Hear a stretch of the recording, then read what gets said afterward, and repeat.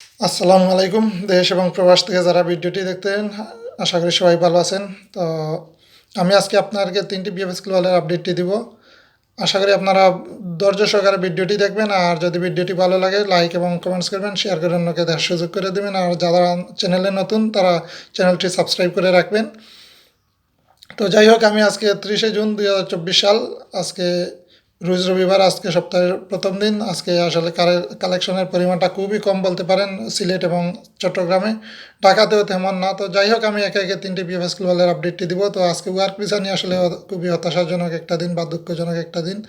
আজকে আসলে work visa লাগছে না বললেই চলে, কারণ কোনো ওয়ার্ক ভিসা লাগে নাই।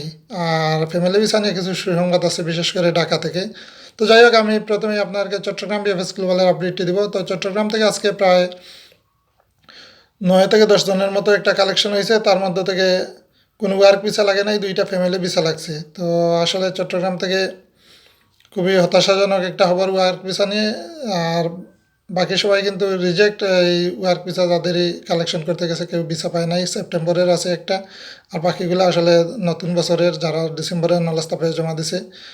এখন আমি আপনাকে সিলেট বিএফএস গ্লোবালের আপডেটটি দিব। তো সিলেট বিএফএস গ্লোবালের আপডেটটি আসলে খুবই হতাশাজনক, আজকে খুবই খারাপ বলতে পারেন। আজকে সিলেট থেকে 4টা কালেকশন হয়েছে, তার মধ্যে দিয়ে কোনো ভিসা লাগে নাই, 2টা উইথড্র আর 2টা রিজেক্ট। তো সিলেটের অবস্থা খুবই খারাপ, করুণ অবস্থা, কারণ আজকে কোনো ফ্যামিলি ভিসা বা ওয়ার্ক ভিসা লাগে নাই।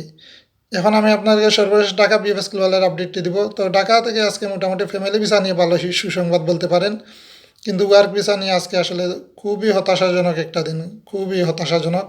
কারণ আজকে কোনো ওয়ার্ক ভিসা ডেলিভারি দেওয়া হয় নাই। আজকে সিলেট থেকে ঢাকা থেকে কোনো ওয়ার্ক ভিসা রিজেক্টও করে নাই বা ভিসাও দেয় নাই। আজকে ঢাকা থেকে আসলে ওয়ার্ক ভিসা ডেলিভারিটা আসলে শূন্য বলতে পারেন।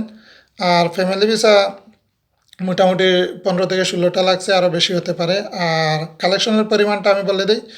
কালেকশন আজকে ঢাকা থেকে হয়েছে প্রায় 24-25 জনের মতো একটা কালেকশন হয়েছে। তার মধ্যে থেকে ফ্যামিলি ভিসাতে বলেই দিয়েছি 15-16 জন, আর ওয়ার্ক ভিসা আসলে লাগে নাই। আর ট্যুরিস্ট আছে 2-3টা ট্যুরিস্ট ভিসা আছে। তো ট্যুরিস্ট ভিসা তো মোটামুটি 2-1টা লাগতেছে, এখন দেখা যাক। তাও ওইগুলা কিন্তু অনেক আগেরই, 7-8 মাস 9 মাস হয়ে গেছে। আবার ট্যুরিস্ট ভিসা রিজেক্টও করছে আজকে। তো যাই হোক, আজকে ছিল এই 3টি বিএফএস গ্লোবালের আজকের আপডেট এতটুকুই। আর আশা করি আপনারা ধৈর্য সহকারে ভিডিওটি দেখছেন। আর যদি ভিডিওটি ভালো লাগে অবশ্যই শেয়ার করবেন। আর ভিডিওটি কেমন হয়েছে বা আপনারা ফিডব্যাক দিবেন, কারণ আপনার ফিডব্যাক পেলে কিন্তু ভিডিও বানাতে আগ্রহ থাকে, বা আমারও ভালো লাগে যে ভিডিওটা বানাই বা আপডেটগুলো দিই। কারণ আপনারা যখন ভালোভাবে ভিডিওগুলো নেন তখন আসলে ভিডিও দেওয়ার আগ্রহটা বাড়ে, বা একটা দায়িত্ব মনে করি। কারণ একটা দায়িত্ব হয়ে যায় যে আপনাদেরকে আমি আপডেটগুলো দিই, যেভাবে হোক কালেকশন করে হোক, যেভাবেই হোক আপনাদেরকে আপডেটগুলো দিই। তো আপনারা এটার ফিডব্যাক দিবেন। আপনারা যদি ফিডব্যাক না দেন আসলে কালেকশন, আমি এত কষ্ট করে আপনাকে আপডেট দিয়েও বা কী হবে। তো যদি আপনারা দেখেন আবার লাইক দেন না, কারণ অনেকে ভিউ হয় কিন্তু লাইক কমেন্টস আসলে কম। তো আপনারা উৎসাহ না দিলে আসলে ভিডিওগুলো বানাতেও আমাদের কিন্তু ভালো লাগে না।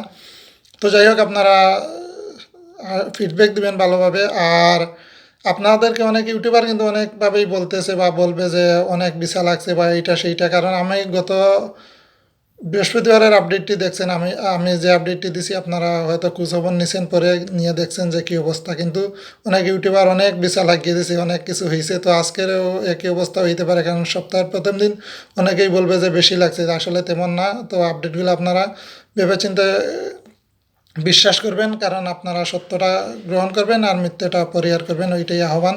তো আমি আপনাকে যতটুকু সম্ভব আপডেট দেওয়ার চেষ্টা করি, তার মধ্যেও যে 100% দিতে পারতেছি তাও না।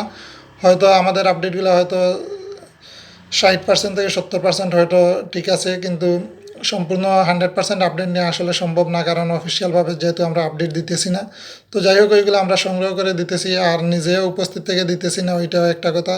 তো যাই হোক, আপনারা ওইটা কোনো ভুলভ্রান্তি হলে ক্ষমা সুন্দর দৃষ্টিতে দেখবেন। আজকে এই পর্যন্ত, সবাই সুস্থ থাকুন, ভালো থাকুন। আসসালামু আলাইকুম। কথা হবে আগামীকালকের আপডেট ভিডিওতে।